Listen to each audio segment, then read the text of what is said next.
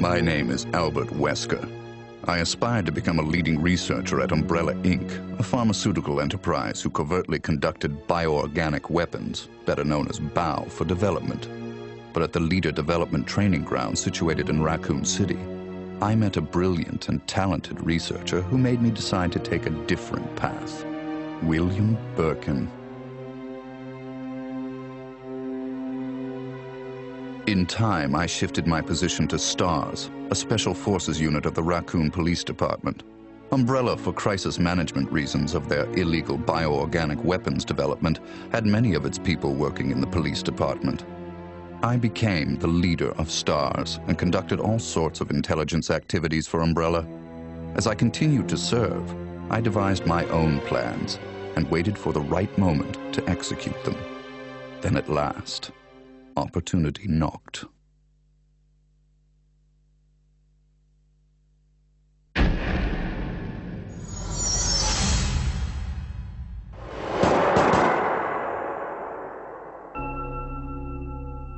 The freak murder incident that occurred in a forest near the mansion started it all.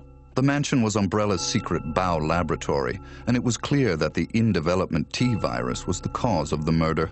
Initially, Umbrella instructed me secretively to keep STARS out of the case. But, with the heightened emotions of the citizens, STARS had no choice but to move in.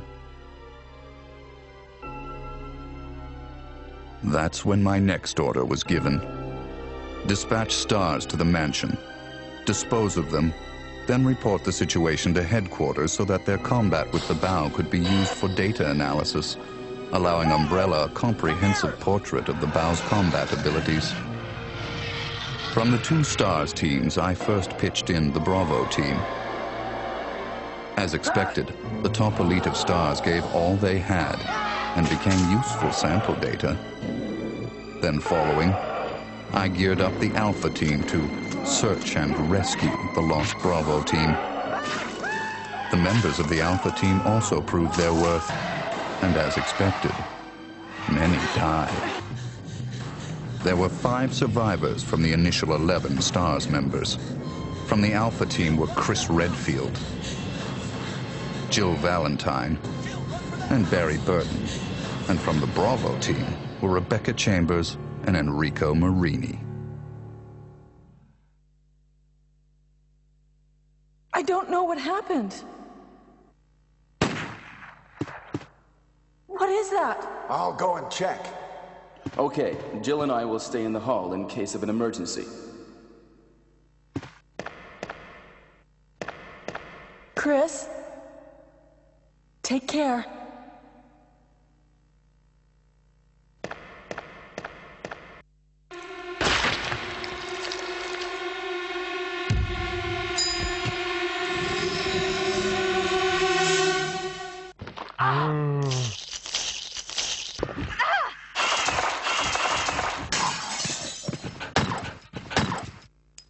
It was time to begin executing my plans.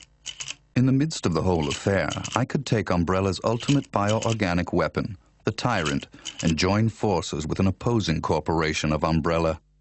To buy into that opposing corporation, I would need the actual combat data of the Tyrant.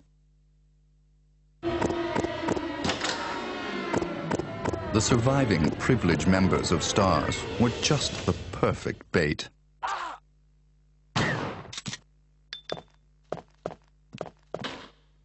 I decided to have one of them play the Judas and draw them to the Tyrant.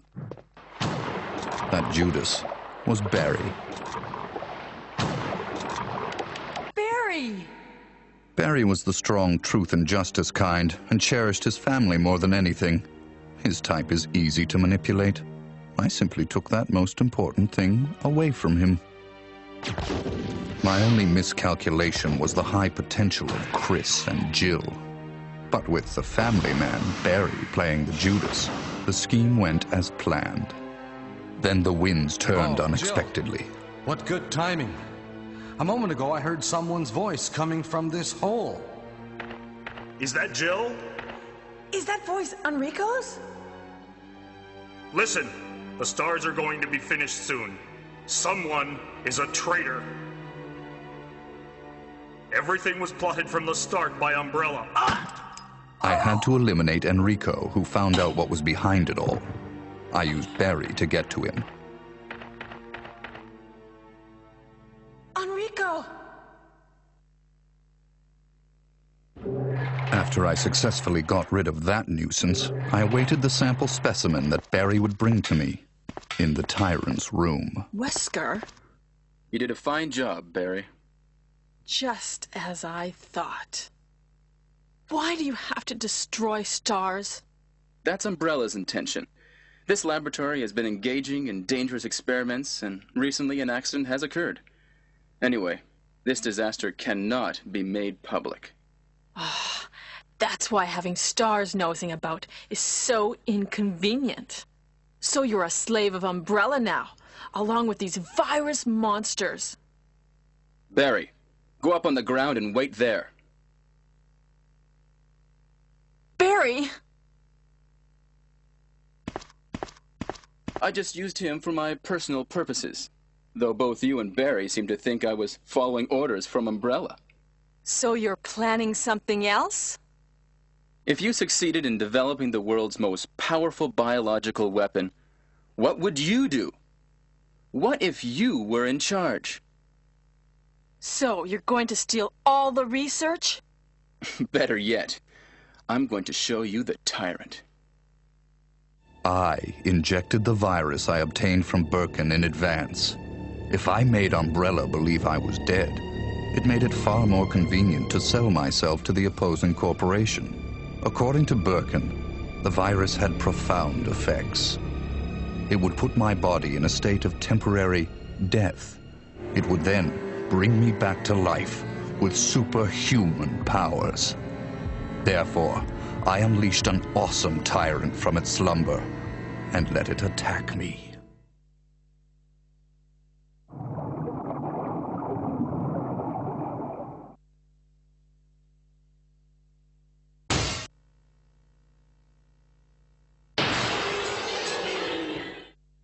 What? Don't come this way! No! As my consciousness faded away, I was certain that the whole scheme would end in success.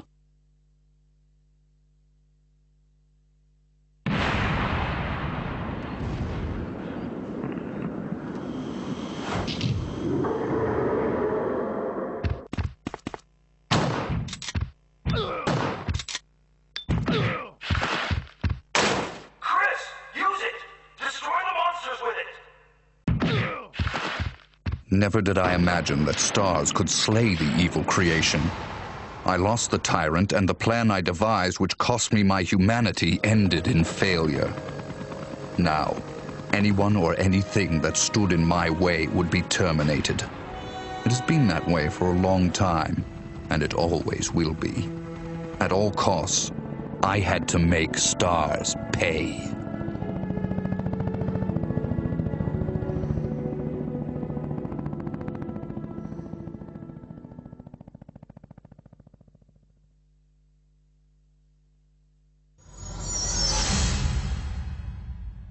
Two months had passed since the mansion incident.